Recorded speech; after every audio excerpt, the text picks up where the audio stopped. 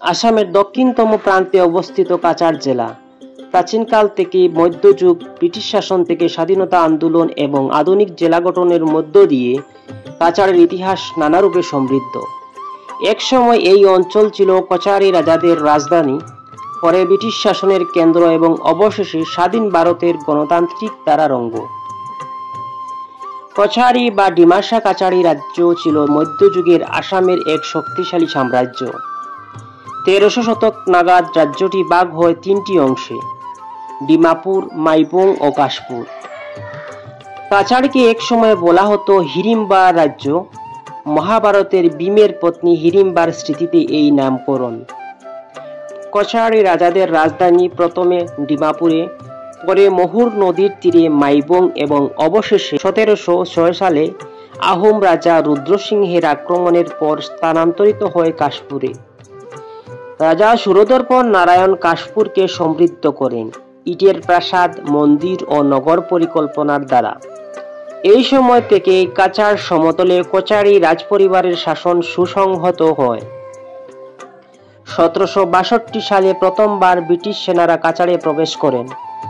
1770 সালে রাজা কৃষ্ণচন্দ্র আনুষ্ঠানিকভাবে হিন্দু ধর্ম গ্রহণ করেন।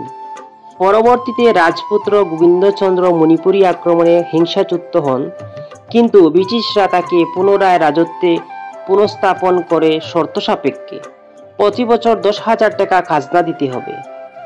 গোবিন্দচন্দ্র রাজধানী স্থাপন করেন হরিটিকরে, কিন্তু 1830 সালে 24শে এপ্রিল একদল ষড়যন্ত্রকারীর হাতে তিনি নিহত হন।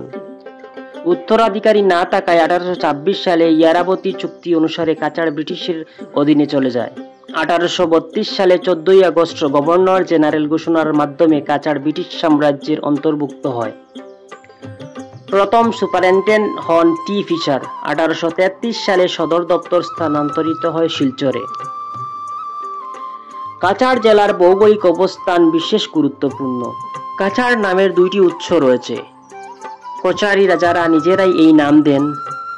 দ্বিতীয়ত, সিলেটি বাংলায় কাছাড় মানে পাহাড়ের পাদদেশের সমতল ভূমি। চারপাশে পাহাড়ে ঘেরা এই অঞ্চল তাই পরিচিত হয় কাছাড় নামে। 1854 সালে সেনাপতি তুলারাম মৃত্যুর পর উত্তর কাছাড় ও ব্রিটিশের অধীনে আসে এবং কাছাড় জেলার সঙ্গে যুক্ত হয়। 1874 সালে 6ই ফেব্রুয়ারি কাছাড়কে আসামের চিফ কমিশনারশিপ অন্তর্ভুক্ত করা হয়। সুপারিনটেন্ডেন্ট পদ পরিবর্তিত হয়ে ডেপুটি কমিশনার হয় এবং প্রথম ডিসি ছিলেন আর স্টুয়ার্ট। 1869 সালে হাইলাকান্দি উপবিভাগ গঠিত হয়। কাছাড়ের মানুষ ভারতীয় স্বাধীনতা আন্দোলনে সক্রিয়ভাবে অংশ নেন। কামিনী কুমার চন্দ, অরুণ কুমার চন্দ, আব্দুল মতলিব মজুমদার ছিলেন প্রধান নেতা। মতলিব মজুমদার মুসলিম লীগের বিভাজন রাজনীতির বিরোধিতা করেন এবং বরাক উপত্যকাকে ভারতের অন্তর্ভুক্ত রাখতে গুরুত্বপূর্ণ ভূমিকা নেন। 1947 সালে দেশভাগের সময় বরাক উপত্যকার হিন্দু মুসলিম উভয় সম্প্রদায়ই ভয়াবহ সহিংসতার শিকার হন। মজুমদার শরণার্থীদের পুনর্বাসন ও শান্তি প্রতিষ্ঠায় অগ্রণী ভূমিকা নেন। স্বাধীনতার পর 1947 সালে আসামে প্রথম মন্ত্রিসভা গঠিত হয়। প্রিমিয়ার ছিলেন গোপীনাথ বরদলৈ এবং এই মন্ত্রিসভায় ছিলেন অমিয় কুমার দাস, রামনাথ দাস, মোহাম্মদ তৈবুল্লাহ, বিষ্ণুরাম মেধি, রেব নিকোলাস রয়, মৌলভী আব্দুল মতলিব মজুমদার ও রূপনাথ ব্রহ্মা।